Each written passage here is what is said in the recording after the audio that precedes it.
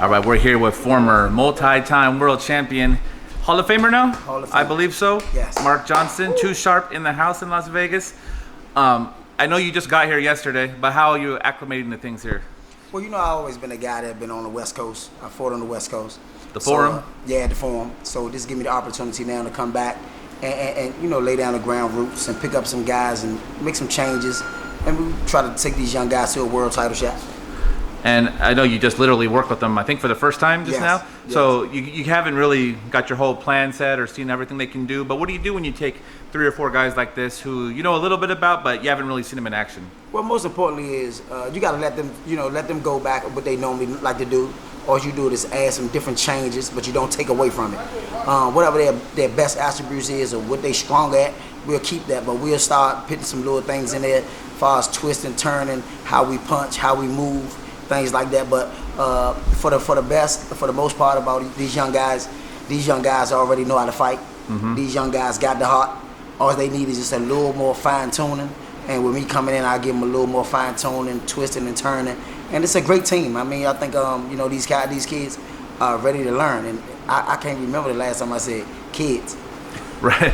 But how is it for you? Because I know a lot of guys like you, superstars, it's not always that easy to train guys in any type of sport, not just boxing, because you know what you could do, and sometimes the guy you're working with doesn't quite have that same, you know what I mean, natural ability maybe that you have, so you have to kind of work with what you have. Does it ever get frustrating, you've seen? You know what I'm trying to say? Well, it's not frustrating to me because, in Washington, D.C., I deal with young kids. I deal with at-risk youth in D.C., so a lot of the kids that come to my gym sometimes, after one day, they can't throw a jab, then maybe next week, they fighting the number 1 kid and they winning. So, wow, yeah. So most importantly is that everybody have a different how they learn. Some kids learn faster than others. Some take things different from others. But with this camp right here, I feel real good with these guys. They doing everything that I'm asking of them, and we're gonna pick the pace up every day, and we'll start working on different things that I'll bring to the camp. A little slickness, a little bit of that razzle dazzle, a little bit of that that 2-shot flair. And once we add that with that, then they can't be stopped. They already can't be stopped now.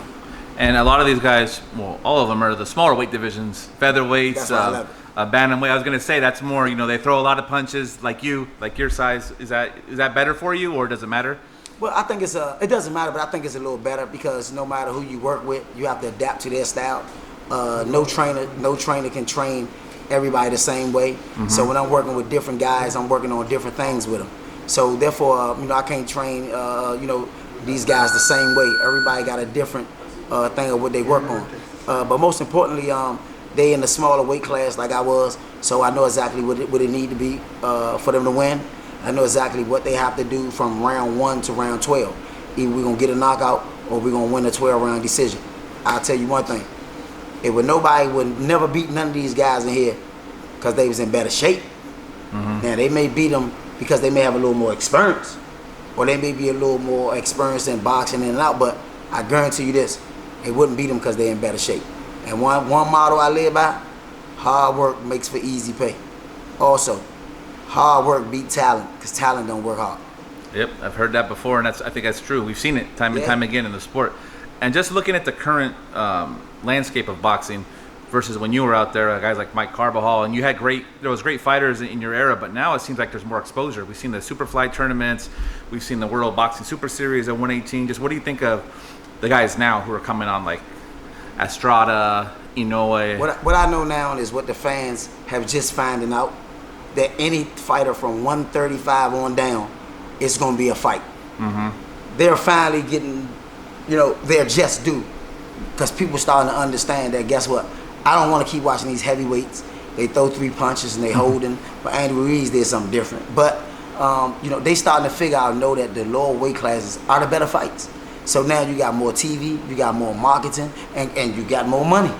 Wow, right. I wish I was that money they're giving up now. That's what I'm saying, because I remember back in your day, and like I said, Carbajal, and you could say Finito Lopez, even all those guys. You guys were all great fighters, Hall of Fame fighters. But it seems like now it's just blown up so much more. Well, the thing is that what we're dealing with in boxing is something that I think I always said this, that it need to be one president, just like basketball, just like football, because we got the promoters who's dictating who fight who.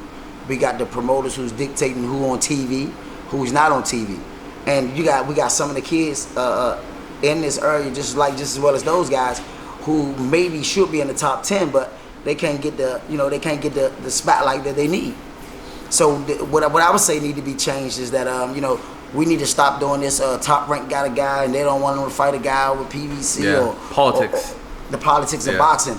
And what we're doing is we're cheating the fans. We're cheating the fans. So the best should fight the best, like it always been. That's why these guys got me in here. The best gonna fight the best. They got one of the guys that's gonna make them work. Got a good team. Like I say, we ready to go. Today was the first day. I'm very excited. Not only am I excited about the camp, but I'm excited just to be back around and staying in the game, and just doing a lot of good things in the game. And before I let you go, you did mention the heavyweights. I gotta ask this: when Ruiz fights Joshua again, what are we gonna see? Well, you know what? I can't tell you, but I was with Ruiz the last fight. I think Anthony Joshua is going to come with his all-out assault. He's going to try to do what he do. When I seen Joshua when he got in the ring, to me, I didn't see a Joshua that I normally see in regular fights. I didn't see him have no sweat on him. I didn't see him warmed up, and he looked like a deer in headlights. But that takes nothing away from Anthony Ruiz. And I told people this guy can fight. And when you got guys in here that breaking records, like he's the first Mexican heavyweight champion. I mean that's major. That's major. And do you favor him in the rematch, Ruiz, being that he's already beat him once? Of course, I'm gonna go with Ruiz because he beat him before, and also once you get that spotlight and you get that where people went from not picking your bags up to picking your bags up. When you get from people saying, "Oh, that fat boy boxed too. Oh, he's a good fighter." You like that. You love that. So he's going to work that harder. And what we was talking about, me and the guys in the gym was just talking is how he just bought his mom a house and he won a house. He likes that. Yep. So it's going to be a tough fight. All right, man. Thanks for your time and good luck with your fighters out here in Vegas. Yes, sir.